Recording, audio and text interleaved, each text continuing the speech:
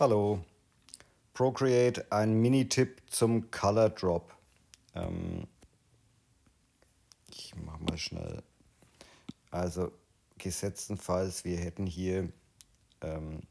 würden hier diesen Color Drop reinziehen. So weit, so gut, kein Trick. Ich gehe diesen Schritt zurück und jetzt bitte den oberen Bildschirmrand beobachten. Und zwar dort, wo diese 3 Punkte sind. Und dann muss man schnell sein. Und zwar, wenn das erscheint, muss man mit dem Finger drauf drücken. Und schnell. Color Drop, neu färben drücken. Und jetzt kommt dieses neu färben. Und dann kann man hier mit diesem Fadenkreuz rumsteuern.